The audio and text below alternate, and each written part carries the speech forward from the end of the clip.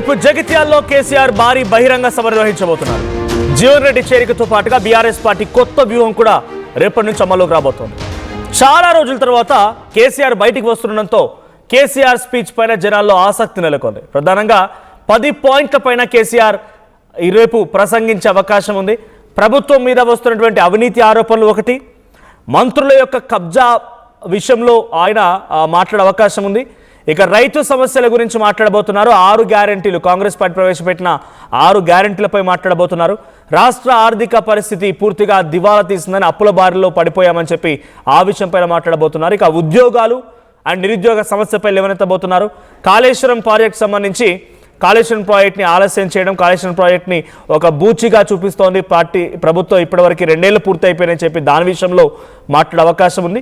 ఇక తెలంగాణలో real estate పడిపోవడం పైన, మహిళా రిజర్వేషన్ అండ్ డీలిమిటేషన్ బిల్ పైన, అండ్ కవిత పెట్టబోతున్నటువంటి కొత్త పార్టీ పైన కూడా ఆయన మాట్లాడే అవకాశం ఉంది. ఈ 10 అంశాలపైన ప్రధానంగా కేసీఆర్ మాట్లాడబోతున్నారు. రేపు జగిత్యాల జనగర్జన పేరుతో ఈ భారీ బహిరంగ సభకు అన్ని రకాల ఏర్పాట్లు కూడా పూర్తయ్యాయి. సో చాలా రోజుల తర్వాత రేపు కేసీఆర్ బయటికి రాబోతున్న నేపథ్యంలో కేసీఆర్ ఏం మాట్లాడబోతున్నారు, కేసీఆర్ ఎలా ప్రసంగిస్తారు, సో రేపటి నుంచి ఇక కంప్లీట్గా పబ్లిక్లోనే ఉంటారా, మళ్ళీ ఆయన ఫామ్ హౌస్కే పరిమితం అవుతారా, ఎలా ఉండబోతుందో చూడాలి. బట్ రేపైతే జగిత్యాల జనగర్జన పైన బీఆర్ఎస్ పార్టీ రాష్ట్ర స్థాయి నాయకత్వంతో పాటుగా ప్రతి ఊరూరా ఉన్నటువంటి బీఆర్ఎస్ పార్టీ కార్యకర్తల్లో కూడా చాలా జోష్ నిండుకుందని చెప్పాలి. సో చాలా రోజుల తర్వాత, అది ప్లీనరీ సభ తర్వాత మొదటి బహిరంగ సభ అని చెప్పాలి కేసీఆర్ బయటకు వస్తూ మాట్లాడబోయేది. సో కేసీఆర్ ఎలా మాట్లాడతారో చూడాలి. మా ప్రతినిధి మధు కూడా సిద్ధంగా ఉన్నారు. మధు, రేపు ఏం జరగబోతోంది, బీఆర్ఎస్ పార్టీ ఎటువంటి ఎక్స్పెక్టేషన్తో ఉంది, రేపటి నుంచి ప్రభుత్వం పైన ఏ రకంగా బీఆర్ఎస్ పార్టీ వ్యూహాలు అమలు చేయబోతోంది, జీవన్ రెడ్డి చేరిక తర్వాత ఎటువంటి ప్లాన్స్ ఉండబోతున్నాయి? ఎగ్జాక్ట్లీ, యాక్చువల్గా అయితే ఈ నెల 27కు పార్టీ భారీ పెద్ద ఎత్తున బహిరంగ సభ ద్వారా ప్లీనరీ నిర్వహించాలనేటువంటి ఆలోచన ఉండే, దాన్ని విరమించుకున్నట్టుగా పార్టీ వర్గాల్లో సమాచారం అంతా ఉంది. దాని ప్లేస్ లో జీవన్ రెడ్డి జాయినింగ్ నే పెద్ద ఎత్తున ప్రొజెక్ట్ చేయాలి, అక్కడి నుంచే ఒక సమాచారం ఇవ్వాలి క్యాడర్ కి, రాష్ట్ర ప్రజలకు అనేటువంటిది బీఆర్ఎస్ పార్టీ ఒక వ్యూహాత్మకంగా ఈ జగిత్యాల జీవన్ రెడ్డి జాయినింగ్ సభను ఎంచుకున్నట్టుగా తెలుస్తా ఉంది. యాక్చువల్ గా అయితే ఈసారి ప్లీనరీని కాస్త వాయిదా వేసుకొని కేవలం పార్టీ ఆఫీస్ లోనే నిర్వహించాలనేటువంటి ఒక నిర్ణయానికి వచ్చారు. ప్రస్తుతం జగిత్యాలలో బీఆర్ఎస్ ఏర్పాటు చేస్తున్నటువంటి జాయినింగ్ సభ కేవలం జీవన్ రెడ్డిని జాయిన్ చేసుకోవడానికే కాకుండా చాలా రోజుల తర్వాత కేసీఆర్ బయటకు వస్తున్నారు కాబట్టి దీన్ని ఒక రాజకీయ వ్యూహంగా బీఆర్ఎస్ పార్టీ భావిస్తా ఉంది. అక్కడి నుంచి కేసీఆర్ ఒక కీలకమైనటువంటి ఉపన్యాసం చేయనున్నారు. కేసీఆర్ స్పీచే ఈ సభలో మొత్తం హైలైట్ గా ఉండేలా, రాష్ట్ర ప్రజలందరూ కూడా దీన్ని గమనించేలా, అబ్జర్వ్ చేసేలా కేసీఆర్ స్పీచ్ ని సిద్ధం చేశారు. దాంట్లో ఇప్పటికే బీఆర్ఎస్ పదే చెప్తున్నటువంటి అంశాలను కేసీఆర్ స్టైల్లో, కేసీఆర్ మాటల్లో, ఆయన చాలా వాడివేడిగా ఆయన మాటల్లో కాంగ్రెస్ ప్రభుత్వాన్ని టార్గెట్ చేయనున్నట్టుగా తెలుస్తా ఉంది. నెంబర్ 1 వచ్చేసి కాంగ్రెస్ పార్టీకి సంబంధించిన ప్రభుత్వ అవినీతి. కాంగ్రెస్ అధికారంలోకి వచ్చి 2.5 సంవత్సరాలు కంప్లీట్ అయిన నేపథ్యంలో వస్తున్నటువంటి అవినీతి ఆరోపణలు, ప్రతి శాఖలో, ప్రతి మంత్రి, ప్రతి డిపార్ట్మెంట్ లో, ప్రతి దగ్గర వస్తున్నటువంటి అవినీతి అంశాలను కేసీఆర్ సభా వేదికగా జనాలకు, క్యాడర్ కి వివరించేటువంటి అవకాశం ఉంది. అక్కడి నుంచి నేరుగా నేషనల్ మీడియాను కూడా ఆకట్టుకునేలా ఆయన ప్రసంగం ఉండేలా దీనికి సంబంధించి కార్యాచరణ రూపొందిస్తున్నట్టుగా తెలుస్తా ఉంది. మరొకటి, ప్రధానంగా గతంలో 10 సంవత్సరాల్లో కేసీఆర్ ప్రభుత్వంలో రైతులకు సంబంధించినటువంటి అంశంలో ఎట్లయితే ఫోకస్డ్ గా ప్రభుత్వం పథకాలు అమలు చేసిందో, ఆ పథకాలు ఇప్పుడు లేట్ అవుతుండడం, రైతులకు ఇబ్బంది కలుగుతుండడంతో ముఖ్యంగా రైతు భరోసా సంబంధించినటువంటి ఆ అంశంలో ఆయన రైతు భరోసా, రుణమాఫీ, వీటి అమలుకు సంబంధించినటువంటి అంశాలపైన, తర్వాత ఎరువులు, విత్తనాలు సరఫరాల సమస్యలు, ప్రజలకు పంట గిట్టుబాటు ధరకు సంబంధించిన అంశాలపైన, రైతు అంశాలపైన ఆయన ప్రధానంగా ఫోకస్ గా మాట్లాడేటువంటి అవకాశం ఉంది. సెకండ్ పాయింట్, మిగతా అంశాల్లో వాళ్ళు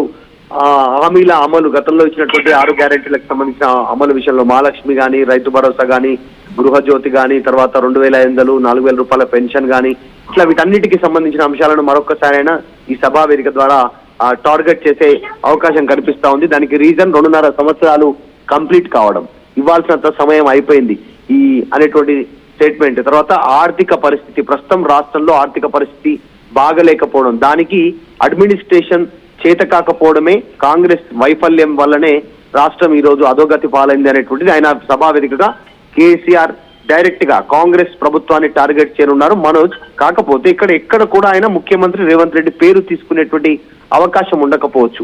అసలు ఆయన రేవంత్ రెడ్డి పేరు లేకుండానే కాంగ్రెస్ ప్రభుత్వాన్ని టార్గెట్ చేసేటువంటి సిచ్యువేషన్ కనిపిస్తా ఉంది.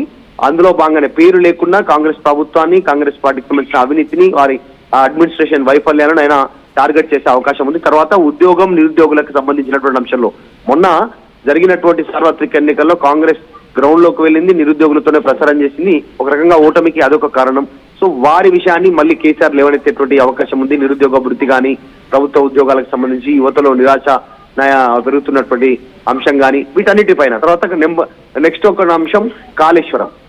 బీఆర్ఎస్ ఓటమికి కాళేశ్వరంలో జరిగినటువంటి అవినీతి ప్రధాన కారణం అనేటువంటిది కాంగ్రెస్ ప్రజల్లోకి తీసుకెళ్లింది. ఇది ఒక ప్రధానమైనటువంటి అంశం.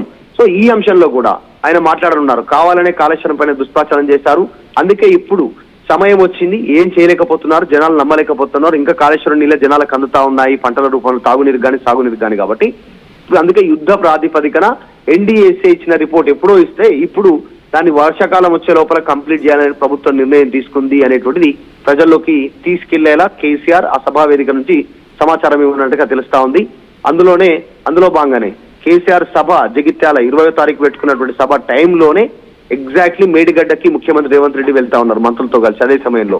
సో అక్కడి నుంచి ఆయన టార్గెట్ చేయనున్నట్టుగా తెలుస్తా ఉంది.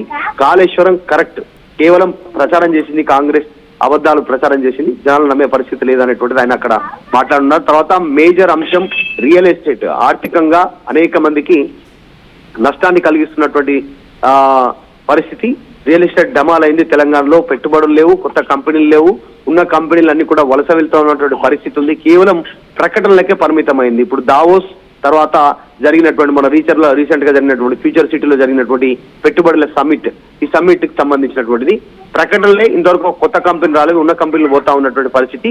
దానికి అడ్మినిస్ట్రేషన్ లోపం, చేయలేకపోవడం, ప్రచారం పెద్ద ఎత్తున బ్యాడ్ ప్రచారం జరగడం రాష్ట్రం గురించి అనేటువంటిది కేసీఆర్ మాట్లాడనున్నట్టుగా పార్టీ వర్గాలు చెప్తా ఉన్నాయి. తర్వాత భూముల విషయంలో కాంగ్రెస్ వివాదాలకు సంబంధించి లగజర్ల, ఎస్సీయు, Musi, future city, HILT policy, Pottinagulapalli, Nadergul, Khammam, Velugumatla భూములు, నాదర్గుల్, వికారాబాద్ కి సంబంధించినటువంటి భూములు, ఈ భూముల వివాదం పైన కూడా కేసీఆర్ మాట్లాడనున్నట్టుగా తెలుస్తోంది. అంటే గద్దల్లా కాంగ్రెస్ పార్టీకి సంబంధించిన పెద్దలు ఆ భూముల పైన పడ్డారనేటువంటిది ఆయన మెసేజ్ ఇవ్వనున్నట్టుగా తెలుస్తా ఉంది. ఇక మెయిన్ రీజన్ వచ్చేసి అక్కడ సభకు సంబంధించినటువంటిది జగిత్యాలలో జీవన్ రెడ్డి జాయినింగ్ కి సంబంధించి, కాబట్టి దానిపైన కూడా కేసీఆర్ మాట్లాడనున్నట్టుగా తెలుస్తా ఉంది.